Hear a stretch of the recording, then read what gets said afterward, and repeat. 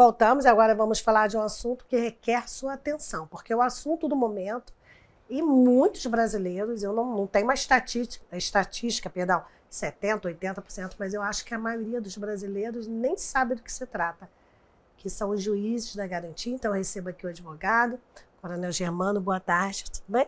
Boa tarde, Beth. Boa tarde a todos. Muito obrigado. É sempre uma grande satisfação. Eu acho que a maioria dos brasileiros não sabe o que é um juiz das garantias. Então, assim, nem que a gente perca um tempinho, mas não vai ser perda, vai ser ganho. Se puder explicar, resumidamente, para que serve, né? O que é, para que serve? Ou se quiser ir direto, para que serve? Porque mais um juiz, isso é bom, isso é ruim, para que serve esse juiz, gente? Isso. Então, meus amigos e amigas, eu vou explicar, porém, assim, eu vou ter que dar fazer uma viagem. Eu e Beth vamos agora dar um pulo na história para a gente poder entender, principalmente separação dos três poderes. Sim. Vamos lá. No ano de 1200, nós tivemos um rei chamado Ricardo Coração de Leão, na Inglaterra. Um rei com grande liderança. Nós estamos em 1200, estamos o quê? Idade Média, sistema feudal. Sim. Barões com força total. Ele conseguiu liderar, acabou morrendo na guerra. Assume no lugar dele o rei João, na Inglaterra. O rei João não tinha essa capacidade de relacionamento com os barões, acabou tendo que abdicar das suas terras. Ele é chamado pela história de rei João sem terra, para o seu filho. E mais, o que aconteceu? Foi feito um documento chamado Magna Carta. Aí é o início da separação dos três poderes. Anos depois, em 1789, no século das luzes, nós temos Montesquieu, aí realmente se consagra na obra Espírito das Leis a separação dos três poderes. Por quê? A Beth, que é evangélica, ela sabe muito bem que Nosso Senhor Jesus foi julgado por um governador que era magistrado. Sim. Não é isso? Pôncio Pilatos. Ou seja, Sim. Havia o cúmulo da função do judiciário e do executivo. Bom, no Brasil, vamos lá, ainda no tempo da colônia, que nós só fomos ficar independente em 22. No tempo da colônia, 1446, nós tínhamos as ordenações afonsinas. Tá? Depois, já com o Brasil descoberto e no sistema de capitanias hereditárias. Aí nós temos as ordenações manuelinas. Tudo, gente, era o nome do rei que fazia os códigos, correto? E mais perto do nosso aqui, em 1603, as ordenações filipinas. Vamos lá, gente. O que tem de importante para chegar no juiz das garantias? O rei Filipe era rei de Portugal e Espanha. E instituiu o juiz de fora, né? Tá aí possivelmente o nome da cidade, do juiz de fora. Era um magistrado de interesse da monarquia, do rei. Quando o rei sentia que tinha um conflito ali que podia atrapalhar, principalmente na época da mineração, ele mandava um juiz de fora que não era da comarca. Só que os juízes da comarca eram escolhidos pelos donatários, né, da capitania hereditária ou das Seis Marias. Ou seja, uma inter-relação do magistrado com o executivo. Ok? Bom, no nosso país, tanto que há duas coisas: o juiz de fora, as relações filipinas, e a devassa. A devassa era um inquérito. Aliás, qualquer semelhança com o momento atual é mera coincidência. Porque a devassa era sigilosa. Hoje, se eu chegar no aeroporto, daqui a pouco tem uma prisão para mim, eu nem sei que estou respondendo, né? Nada diferente da época das ordenações filipinas. Essas ordenações filipinas, elas permaneceram no nosso país, no âmbito civil, até 1916, quando o jurista Clóvis Bevilacqua elaborou e foi sancionado o Código Civil Brasileiro. No aspecto criminal, porque o juiz das garantias é para o aspecto criminal. Dei uma volta grande, acho que levei uns 5 minutos aqui na história. No aspecto criminal, nosso país, a primeira Constituição foi em 1824, Dom Pedro, né, outorgou. A partir daí, nós temos o Código Criminal do Império, em 1830. E aí acaba a devassa, Parece que agora voltou. Pelo menos legalmente a devassa acabou. Tiradentes foi alvo de uma devassa. Sim. Né? Sem direito a quase nada. Acaba a devassa e acaba o juiz de fora. Pelo menos. Só que aí, Beth, nós ainda temos a polícia, isso que eu quero colocar bem para o meu amigo agora. De tudo que eu falei, o mais importante agora, a polícia ainda está dentro do judiciário. A polícia ainda está. Até 1871, o desembargador mais antigo era o chefe da polícia. O que é uma aberração com Montesquieu lá atrás com a Magna Carta. Em 1871, surge um servidor, que tem até hoje no Brasil, que recebe delegação de competência para persecução criminal, para investigar, que é o delegado. Sim. Ali, nós temos o delegado fora do Poder Judiciário, graças a Deus. Olha que a separação dos três poderes ocorreu com a obra de Montesquieu em 1789, ainda na França. Ok. Aí no Brasil, nós avançamos para a Constituição de 1891, proclamação da República em 89. O que acontece? Uma bagunça generalizada. O que é bagunça? Cada estado tinha sua lei. A República Velha era um feudo horrível. Getúlio Vargas vem em 1930, faz uma Constituição de 88 e centraliza na União o poder de legislar sobre direito penal. Ele encomenda um código de penal, código de processo penal, ao ministro da Justiça, Francisco Campos, que pede dois grandes juristas que até hoje são nomes Nelson Gria e Cândido Mendes. Sim. Eles elaboram o Código de Processo Penal. Aí volta a centralização, ou seja, o poder que tinha no Império de legislar sobre crime, e nós temos mantido o delegado. Até 88, a busca e apreensão era feita pelo delegado. Entendeu, Beto? Por exemplo, eu quando saí da academia, saí em 86. Eu tinha uma dúvida se naquela casa tinha tráfico de droga. A gente ia na delegacia, o delegado expediu um mandato. Não Sim. tinha juiz. A Constituinte de 88 colocou o juiz na persecução criminal. E aí, nesse ponto, eu tenho que dar uma certa razão. O juiz das garantias é um magistrado, agora respondendo a dela, depois de 10 minutos quase. Não, mas aí tem que contextualizar. Tem que contextualizar, porque assim, do nada, o juiz é isso. Aí a pessoa, mas de onde surgiu isso? Então tem que contar um pouquinho de história, né? Tá bom. História faz bem. Me absolveu aqui. História faz bem. Minha esposa estiver assistindo, ela já reclama comigo. Mas vamos lá. Aí, a partir de 88, o juiz é o mesmo que... Por exemplo, o juiz expede um mandato de busca e apreensão. Ele faz uma interceptação telefônica. Esse mesmo magistrado vai julgar. E aí eu tenho que concordar, essa é uma bandeira da esquerda, mas eu tenho que ver que eles têm uma razão. Ou nós voltamos com o delegado e afastamos o magistrado, Sim. ou então nós temos que ter uma outra pessoa para acompanhar. O juiz das garantias será um magistrado que vai acompanhar, vai autorizar busca, prisão preventiva. Olha, o juiz que decreta prisão preventiva, o cara já está condenado. Né? Então, nesse caso, será um outro magistrado. Para Petrópolis, não vejo problema. Uma vara tem um gabinete de um magistrado, do outro lado tem outro.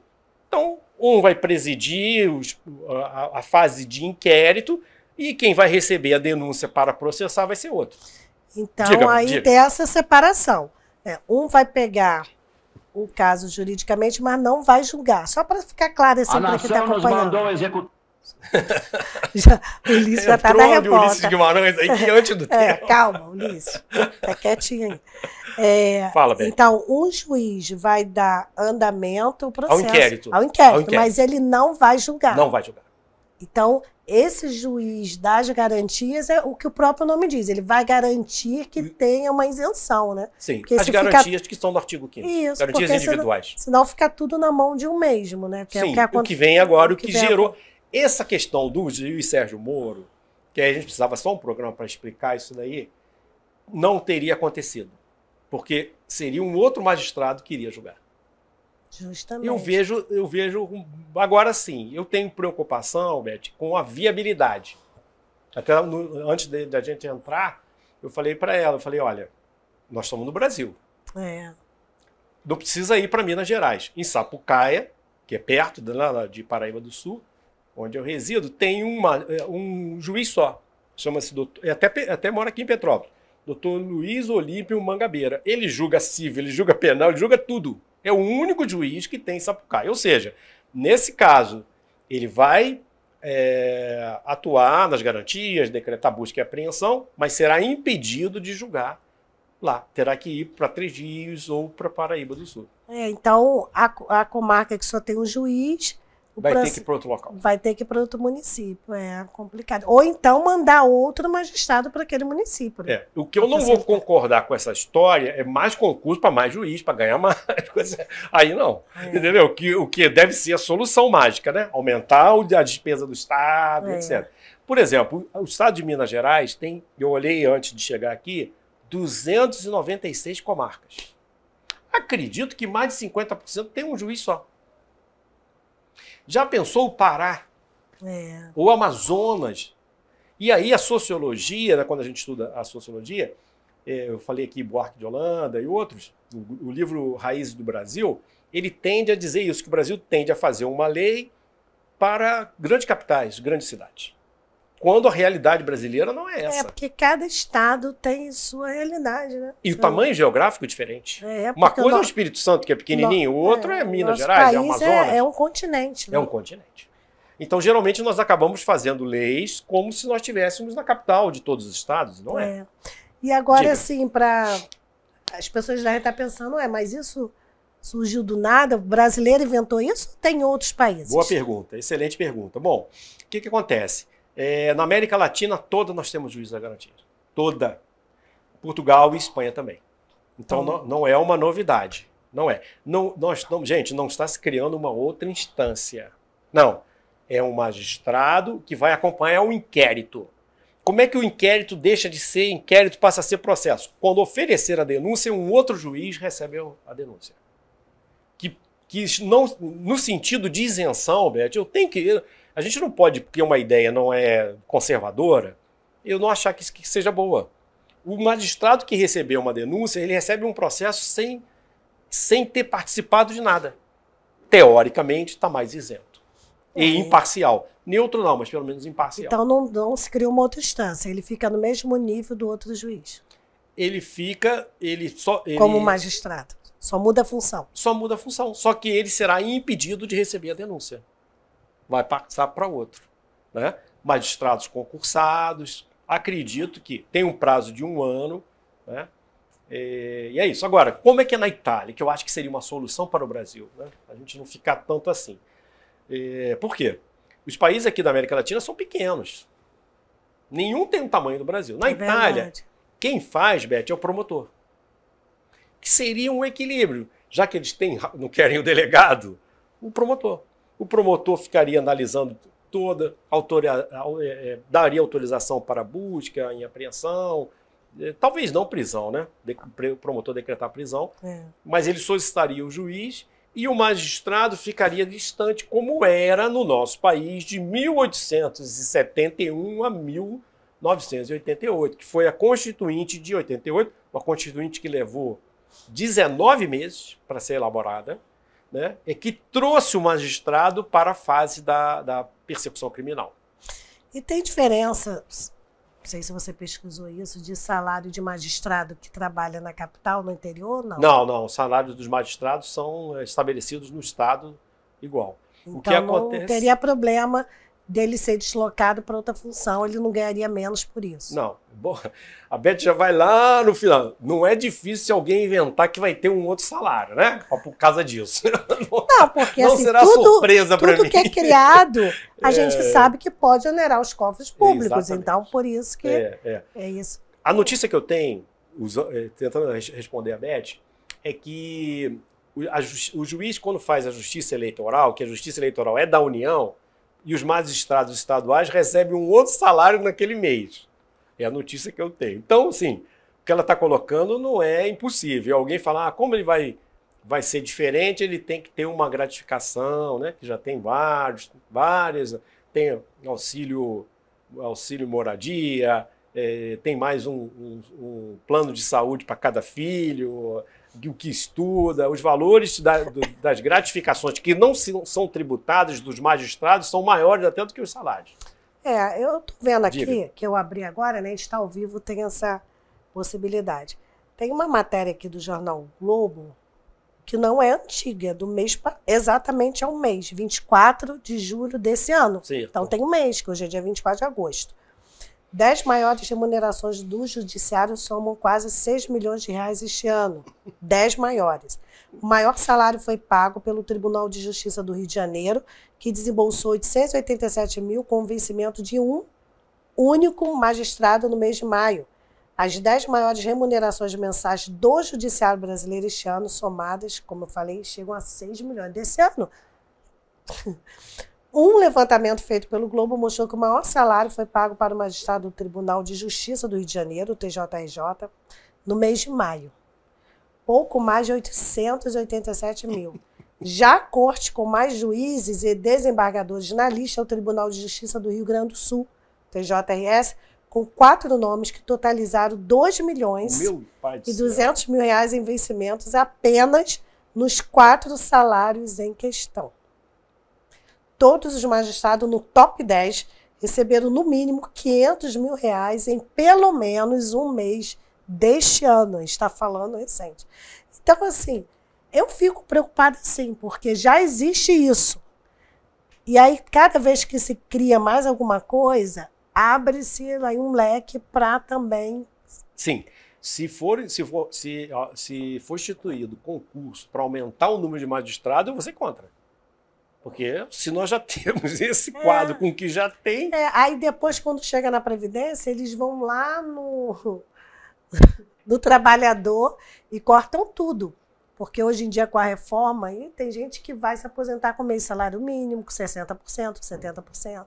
Então, assim, é uma coisa muito... Eu, às vezes, acho... Assim, o Brasil está no século XXI, mas, às vezes, com as leis lá do Império, porque sempre beneficia quem está no topo. Sempre. Sim, não tem, assim, não é distribuição de renda, mas uma divisão de valores para que a sociedade seja mais classe média, porque fica sempre aquilo muito pobre, muito rico. Eu acho esquisito isso. Esse que a gente passou rápido aqui, as ordenações filipinas, né, que eu disse que ficou em vigência de 1603, na parte criminal até 1830, ela era essencialmente com privilégio para a nobreza. Porque assim, nós temos essa tradição de quem tem dinheiro não responder, só mudou isso lá na Lava Jato, que já sepultaram a Lava Jato. Justamente, porque assim, vocês estão falando juízes de garantia, que é a coisa, né, atual. Bacana, bonito de falar até, né? E que foi aprovado ontem e tudo mais, e da onde você tirou esse assunto é só para vocês entenderem que uma coisa está ligada à outra. Claro que a grande mídia vai falar, foi aprovado isso aqui, pronto, todo mundo já esqueceu. Mas sempre, quando toca nos cofres públicos, vai atingir toda a sociedade. Sim. E isso não tem interesse de divulgar isso, por quê? Porque tem sempre lá os... Sim. A Beth colocou agora, genial. Qual seria o correto agora se nós estivéssemos no programa? Enquanto isso vai impactar financeiramente para o Estado e para a União. Porque nós temos, já que no município nós não temos magistrados, né? Na União. Os juízes federais e os juízes estaduais. Nós precisamos trabalhar nisso. Deu um prazo de 1 ano. Estava 10-1 ontem, o ministro Fux, que é magistrado, foi contra, mas mudou o voto ontem e ficou 11-0. Mas veja bem, gente, isso aí saiu do Legislativo. Então eu me curvo. No que eu não aceito é quando sai da Suprema Corte, porque nós votamos os nossos representantes, se eles aceitaram. Isso veio no pacote anticrime, né? E quem foi o relator do pacote anticrime, Beth? Marcelo Freixo, com todo o respeito que eu tenho a ele, quando eu vi quem estava, eu falei, meu Deus do céu, esse pacote vai ser anticrime ou para o crime? Porque, ideologicamente, ele acha que o criminoso é um próprio coitado, né? Uma vítima da sociedade, é o pensamento complicado. Dele. Agora, para resumir, para a gente fechar esse bloco, fazer um resuminho. Para você que está nos acompanhando, entender, na prática, para que serve o juiz de garantia. Juiz da garantia será um magistrado que vai acompanhar o inquérito policial. Quando o promotor denunciar, ou seja, deixa de ser inquérito e passa a ser processo, já quem vai receber essa denúncia será um outro magistrado. Tem um prazo de 12 meses até que isso ocorra. Eu só finalizo dizendo o seguinte, falar em juiz de garantia e assistindo o que a Suprema Corte faz, será que isso vai mudar um pouquinho? Por exemplo, será que o magistrado que está com um caso concreto lá, um deles, vai passar para o outro? É, complicado. Eu gostaria de dizer que pelo menos isso vão começar a ter mais garantias individuais para todos, né, Beth? Que só tem um lado que tem garantias hoje. É. Bem, encerramos esse bloco com o juiz das garantias